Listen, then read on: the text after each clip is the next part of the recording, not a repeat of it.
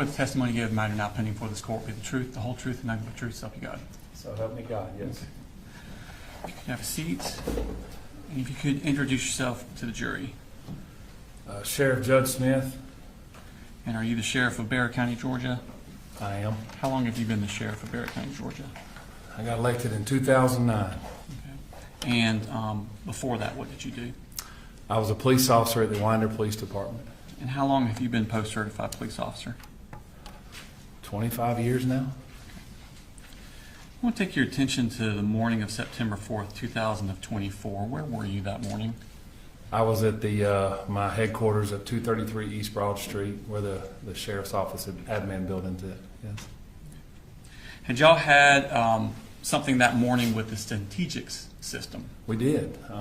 So Strategics was implemented through the school system and through our public safety partners, the sheriff's office, the police department, and the fire department. A few months prior to that, and that morning at 7:30, we officially tested Strategics for its rollout, if you will, at 7:30 a.m. that morning.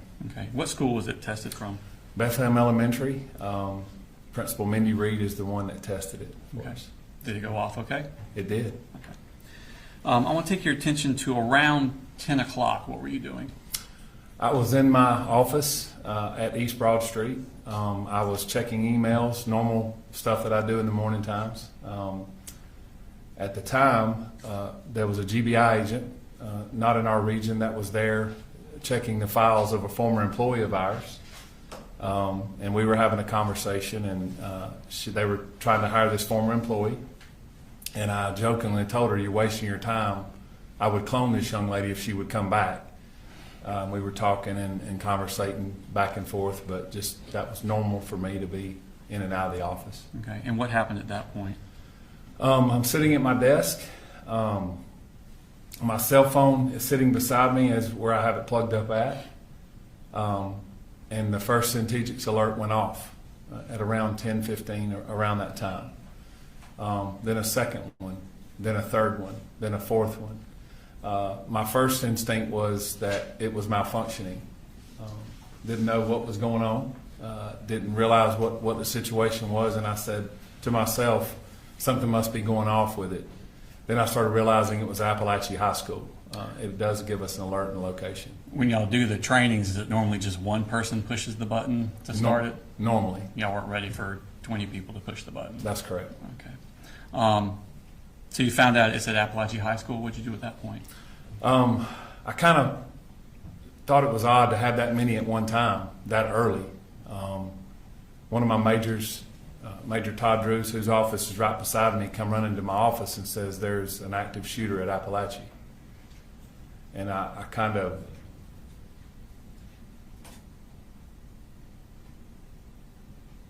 I said, there's no way. So I remember the GBI agent standing right there beside me, and I ran outside, put my vest on in the truck, and I don't really recall driving from 233 to Heyman Morris, where Appalachia was at. How far away is it? I'd say 3 or 4 miles. My phone was ringing. I do remember turning down Heyman Morris Road, and there was a line of blue lights and red lights from as far as I could see. And when I turned in, Appalachia has a circle drive, and I remember going to the left. I don't recall ever hearing on the radio where the location was at. Let me pull up the school map. Could you pull up States 3.1, which has already been tendered into evidence, Your Honor?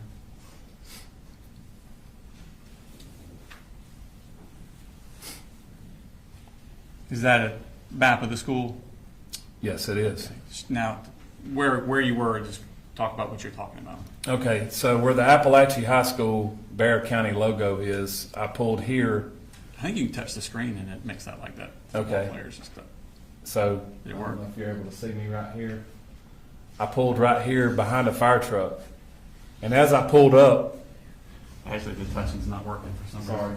It's fine. There's should be a, someone stole it. There it is. Oh, there you go. Okay, you can use that. Thank you. As I turned into the school, I parked right here, and there was a fire truck here, And at that point, there were several people pulling up. By the grace of God, when I pulled in there, I run across Tanner Good, who was the former SRO at that school. And I said, Tanner, where are we going? And he said, J-Hall. Tanner had gotten his patrol rifle out. So he and I intercepted in the middle where the flagpole was at. And we started running that direction. And at that point, I couldn't hear anything. I don't remember or recall hearing anything of what the circumstances were. At that point in time, I intercepted Sergeant Schultz, and we had implemented what's called an RTF group, where our fire and EMS. Two of the firemen jumped off the fire truck, which was Jeremy Thayer, who's our captain at the time. He is still with the fire department, and Sergeant Mixon. They got their helmets on, their vests on, and they grabbed their bags, and they started going in the building with us. As we entered the building, we run down this side here, and J Hall is here. That's where we entered. I remember specifically giving them orders because we didn't know if they start shooting out. Who were you giving orders to? To the deputies and the EMTs who were unarmed. They were with you? They were with me on our hip. Okay. I said, if they begin shooting out from inside the building out, do not shoot back in. Okay. That's how we're trained. Do you know how many shooters are in the school? We did not know at the time. Okay. So what did you do at that point? We entered the door, and when I entered the door, I observed who was later to be Colin Gray, handcuffed on the floor, and beside him was a rifle with several magazines laying beside him. Okay. What else did you see?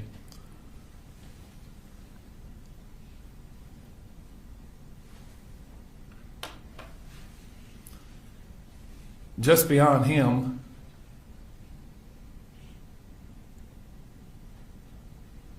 was a person laying face down that I could tell was not moving. And obviously had injuries to that person. Battalion Chief Thayer and Sergeant Mixon went to them first. We were together. That person was later identified as Mason Skirmhorn. I'm going to show you Smart State Exhibit number 42.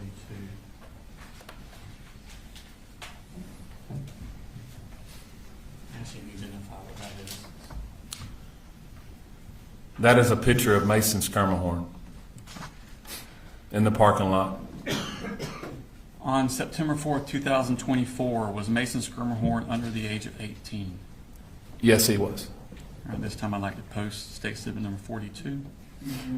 No objection. 42.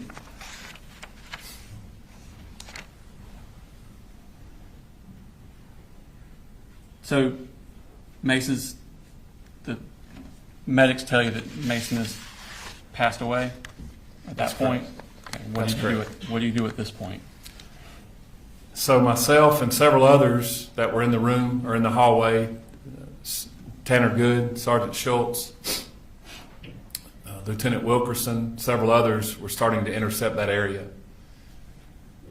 I heard someone say, Deputy King and Sergeant Boyd had already taken Colt into custody. I heard someone say there may be a secondary shooter. We weren't sure at the time. So we began clearing that particular area of J Hall, K Hall, I Hall, and those that intercepted that hallway. We have a map here, so you can show on that. Probably easier. It's kind of zoomed in. It's a portion of the map you were looking at already. And when you say clearing, what's your objective? Our objective is to stop the killing and render aid, Okay. whatever that may be. Our job is to go in and intercept whoever's doing the damage and whoever's doing the killing at this point. That's our job at that point. So myself and several others were clearing the bathrooms to try to find out if other people were in the building. All right. Show us about where you're talking about. J Hall here. The bathroom is where we first started workroom and bathroom area right here. This is Jay, Yeah. right here. This is where we went and started clearing, and we started clearing each hallway as best we could. Then we started fanning out, and what we use is what's called a bubble technique, Okay. where the bubble expands like a balloon. Okay, so instead of everybody just running down one hall, you're all kind of, We're fanning out, yes. okay. Do you have any difficulties getting into the rooms? Yes. Our teachers and our students and staff are trained that all the doors should be locked or closed and no access to those rooms. Okay. So it's very difficult. And at that time, during the chaos of what's going on, the teachers are trained, do not let us get in the room, even though they're asked to. What did y'all do to overcome that? We have keys that are able to let us in the doors after we are able to clear the building later on. So, in essence, the teachers and the kids are left to their own defense till we can go to the next room and clear it and make sure that room is safe. That's the difficult part. Once you've cleared for safety purposes, what's your next objective? Our next objective is to secure what we have, secure the scene, and secure what we have at this point in time, and render aid in this case. And that's what we did. We started rendering aid with our RTFs. Okay. What specifically did you do in the rendering aid part? Obviously, there were numerous people there.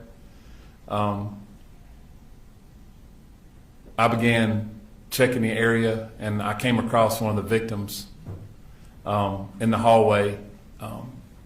She was laying on the floor. Myself and Captain Rob Curott with the Winder Police Department at the time began rendering aid to her. You know what her name was?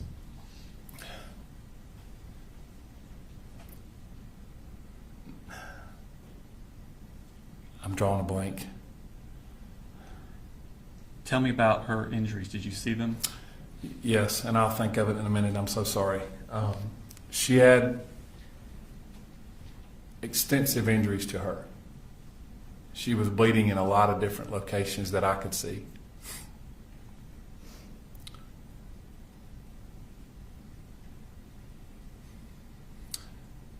She began talking to us, and I said, let's calm down for just a little bit. And Captain Curott and I were talking to her. And what we have in our RTF bags are what's called a drag bag. And in that drag bag, it's able for us to put a patient on that and take them out a whole lot easier and pull them out of a situation that's like this. We rolled her over, and I noticed that she had extensive injuries to her forearm and wrist. Devastating injuries.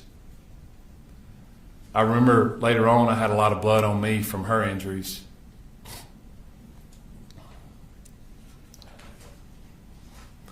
I was trying to calm her down, and we got her on the bag, and we started taking her out of the school, out of J Hall where we entered, myself, Captain Curott. Before you took her out and you're putting her on that drag bag, did she make any statements to you?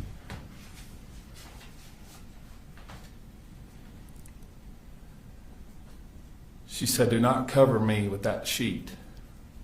Don't cover my face.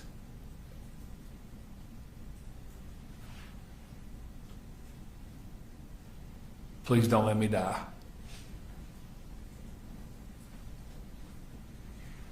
And I said, we're not going to let that happen.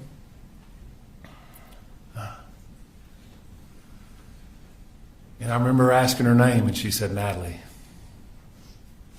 It's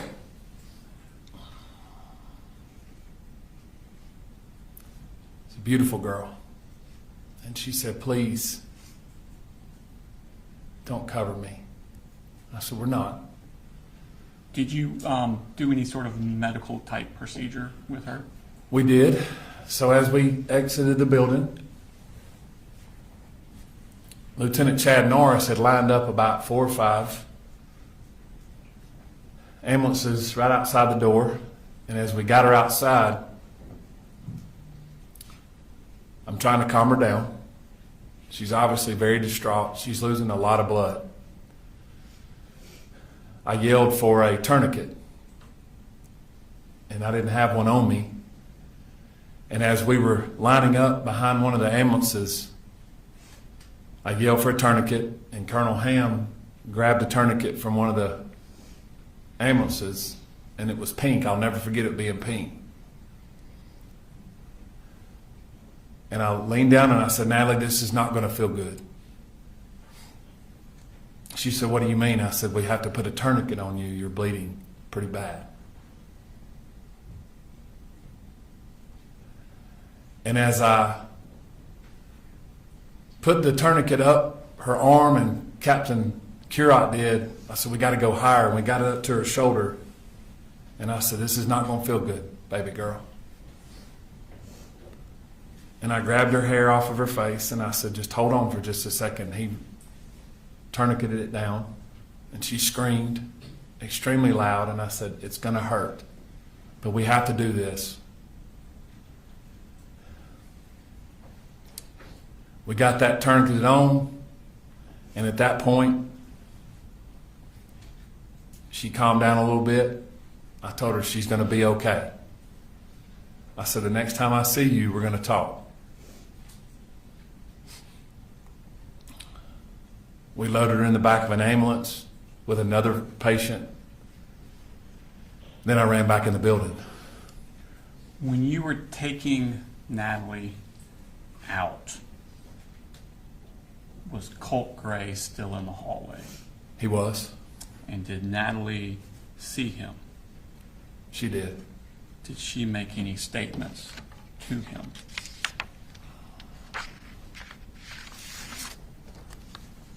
She cursed him and called him some curse words pretty loudly.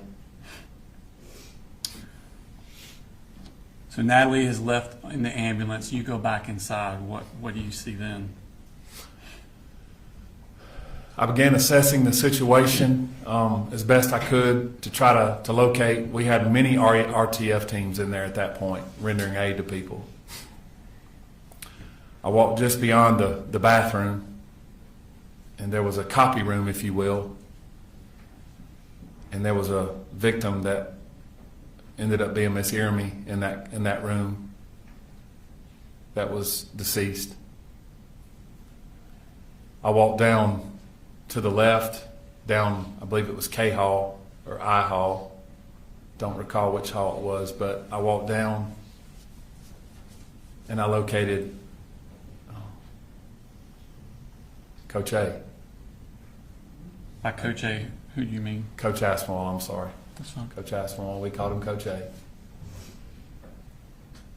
Leaned down to try to find a pulse because I didn't know if RTF had found him, and he did not have a pulse. I then walked back down the hall. They were rendering aid to Coach Phoenix in an ambulance at that point. They had gotten him out. He was at the classroom beside where Coach Aspinwall was at.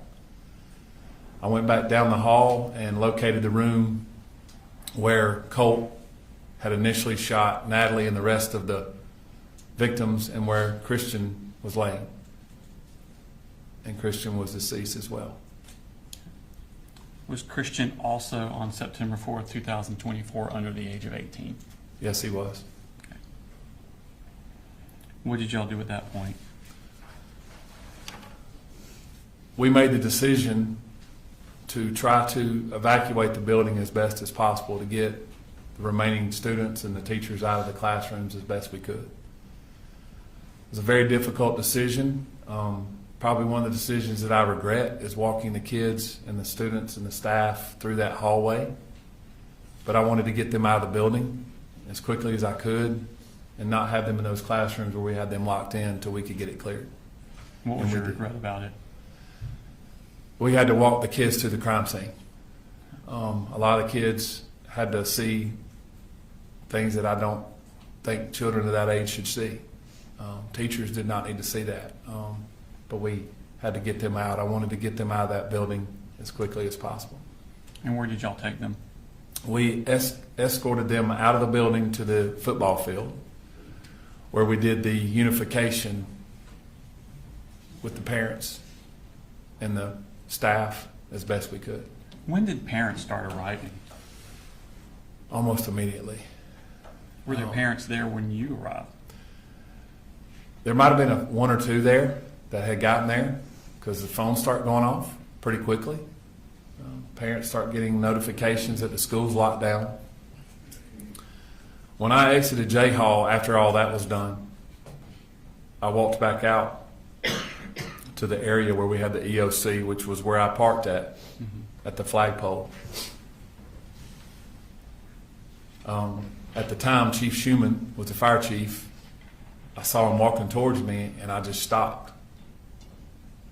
I was overwhelmed at what I saw, at the people and the parents and the cars and the emergency response. Just completely overwhelming. He said, "Stop! Don't walk anymore. Let me walk to you." And he hugged me and said, "Are you okay?" And he noticed I had a lot of blood on me, and I said, "I'm fine." But we talked, and that's when I noticed that thousands of parents and people were showing up at one time, and we were trying to decide how we were going to manage through the school system, getting parents and kids and loved ones together. Okay. Tell me about the law enforcement response. It was quite overwhelming. There was over 140, 150 law enforcement officers that responded, agencies from all across North Georgia, federal agencies that showed up, state agencies that showed up. And that's just well over 150 just in the first hour. Did you request assistance from the Georgia Bureau of Investigation on this case? I did. I felt that I could get, they could assist us in what we were going to deal with as far as the size of the crime scene and the timing. And so I called Director Hosey, the director of the GBI, and I asked him to show up. And he said, "I'll be there within the hour." And he provided unlimited resources. Okay. Was at some point after you finished doing what you're doing, did you retreat to, I guess it was best called a command center? Where was that located at? We decided to put the command center in the library, in the center of the school. We had a lot of Wi-Fi there, and we could separate everyone out with patrol or law enforcement, EMS, fire, and we could have GEMA, EMA directors and folks like that. So we made that decision to have it inside the school instead of outside the school. Okay. While you were in this command center, did you start getting tips or calls about possible other shooters? We did. My phone was obviously going berserk. We began getting calls that there were other shooters at other schools. As we said, we thought there was a secondary shooter in the school. I happened to pick up my phone, and it was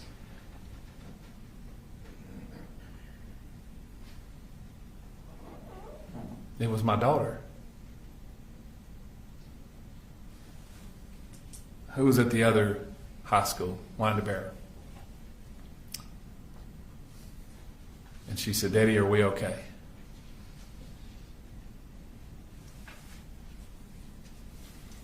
I said, "Your SROs are there with you, and you're okay." And she said, "Daddy, we're locked down, and they're telling us there's another shooter here."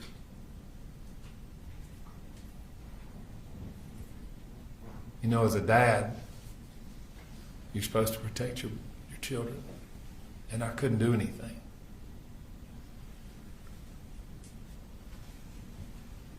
But I told her that the deputies were there. I turned over and I said to the Georgia State Patrol major, and I said, "Do me a favor and send some troopers over to the high schools." And they did. And they secured that for us as well. And I had multiple agencies coming up, and I said, let's dispatch to other schools because we're getting these other calls. So by the grace of God, those 150 law enforcement officers were able to be dispatched to other schools and ensure safety for those kids and those staff members and those parents when they got their kids.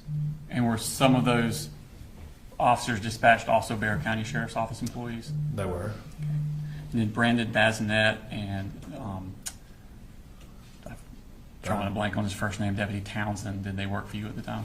They did. Okay. At some point, did y'all become aware of a home address for Colin Gray? We did. After doing some research, we did. And did you send deputies to secure that location? As immediately as we could, yes. Okay. At some point, when you're unifying with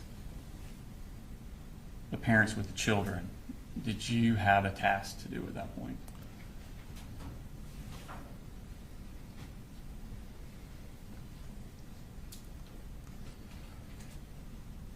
So we knew that we had 4 people brutally murdered.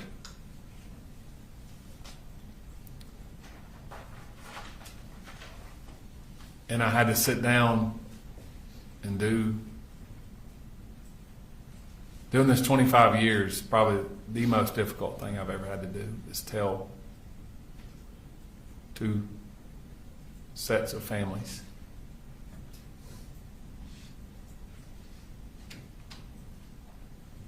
that their babies were murdered.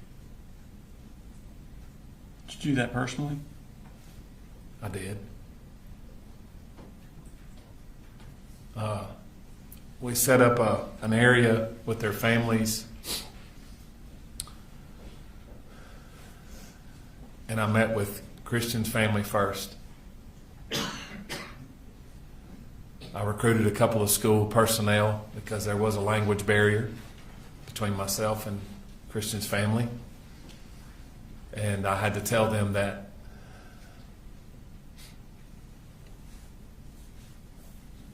Christian's life was taken. And all I could do was sit there with him and pray with him and tell him I'm sorry. And then I had to meet with Mason's family and tell them the same thing. And then I had to meet with Miss Ermey's husband and tell him that his wife was murdered. I wasn't able to meet with Coach Aspinwall's wife. She was not on site. But that was done off-site.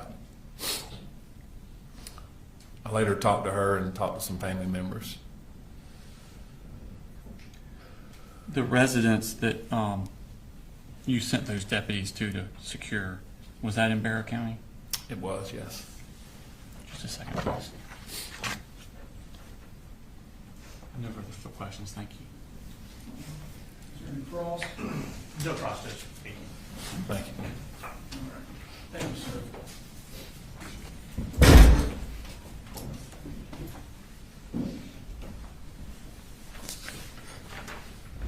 All right, let's go ahead and take a 10 to 15 minute break. We'll discuss the case. Be in recess.